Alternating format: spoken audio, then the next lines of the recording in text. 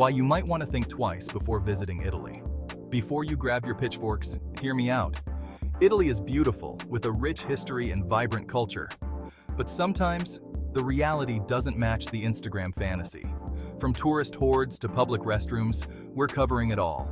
So grab a cappuccino and let's embark on this journey together. You know that iconic shot of you, standing triumphantly at the Leaning Tower of Pisa, single-handedly holding it up? Yeah, good luck recreating that. And don't even get me started on trying to get that perfect picture at the Trevi Fountain. Sometimes, you have to wonder if battling your way through a sea of fanny packs is truly worth it. Maybe just buy a postcard. The sweet life they promised us. Sipping wine in sun-drenched piazzas, indulging in delectable pasta dishes, all while somehow maintaining a perfectly balanced bank account. Well, here's the harsh truth. That sweet life can sour pretty quickly when you're constantly whipping out your credit card. From the inflated prices of gelato near tourist traps to the eye-watering cost of a simple cappuccino in St. Mark's Square, be prepared to shell out some serious euros. And don't even think about looking at the menu at a restaurant without first checking your bank balance. You might need to remortgage your house just to afford the bread basket. Look, I'm not saying that every charming Italian you meet is out to steal your wallet.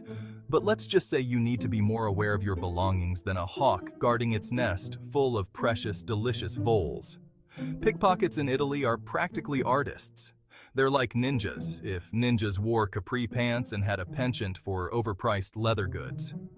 Crowded tourist spots? Prime pickpocketing territory. Distracted by the beauty of the Sistine Chapel? Bam!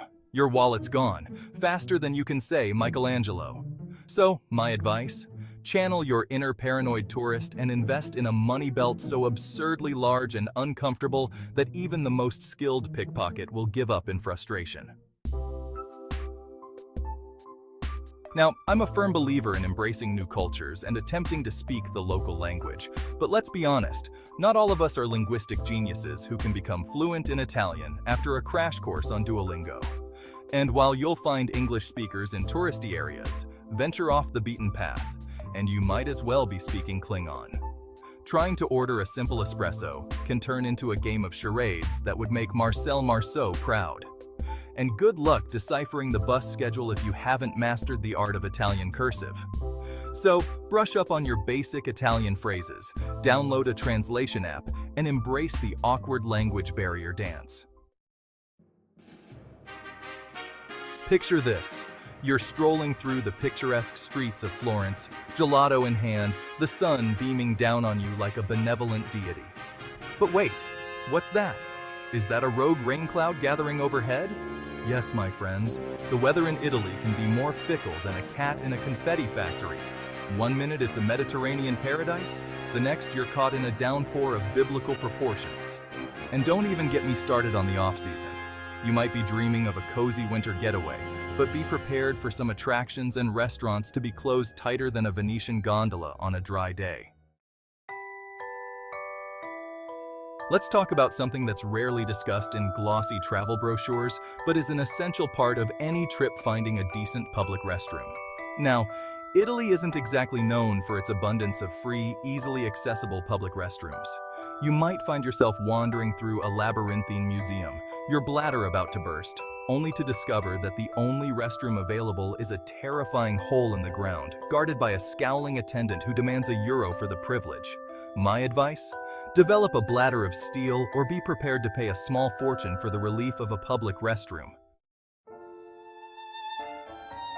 Italians are passionate people. They're passionate about their food, their art, their football, and occasionally expressing their dissatisfaction with the government through a good old-fashioned strike or protest. While these demonstrations are usually peaceful, they can throw a wrench into your carefully planned itinerary. Imagine this.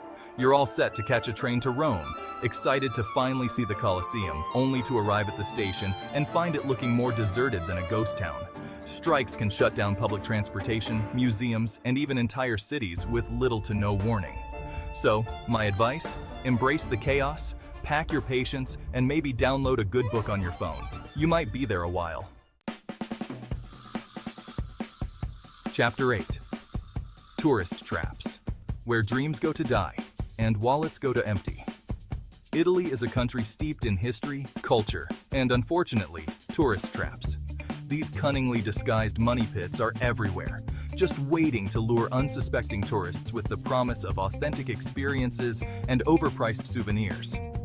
That charming little restaurant with the checkered tablecloths and the menu only in English? It's probably serving up microwaved pasta and charging double the price that friendly local offering to sell you a genuine Roman coin. He probably bought it wholesale that morning. Be discerning, my friends. Do your research, read reviews, and don't be afraid to walk away from anything that feels even remotely scammy. Chapter 9. Driving in Italy. A Dante-esque journey. If you thought navigating the circles of hell was tough, try navigating the streets of Rome during rush hour. Driving in Italy can be an experience that's equal parts exhilarating and terrifying. Imagine yourself in a tiny Fiat, sandwiched between a Vespa driven by a chain-smoking Nonna and a delivery truck blasting opera music, all while trying to decipher the chaotic web of one-way streets and aggressive hand gestures. My advice? Unless you have a burning desire to experience road rage in Italian, stick to public transportation or walking. Your nerves will thank you. Chapter 10. Seasonal closures. Timing is everything. The off-season. A time for peace, quiet, and closed doors? That's right, folks. While visiting Italy during the off-season can be a great way to avoid crowds and score deals, it also means that some attractions and restaurants might be closed for the season. You might arrive at that charming little trattoria you found online, only to discover a sign on the door that reads, "Chiuso per ferie," closed for holidays. So, before you book that off-season trip, do your research and make sure your must-see attractions and restaurants will be open. Outro. So, should you visit Italy? So, there you have it. 10 reasons why you might want to think twice before booking that trip to Italy. But before you swear off pasta and gelato forever, remember this. Every destination has its pros and cons. Yes, Italy can be crowded, expensive, and occasionally frustrating, but it's also a country of breathtaking beauty, incredible history, and delicious food. Ultimately, the decision of whether or not to visit Italy is up to you. Just go in with your eyes open, be prepared for the occasional hiccup, and don't forget your sense of humor. Thanks for watching. If you found this video helpful, don't forget to like, comment, and subscribe for more travel tips and advice.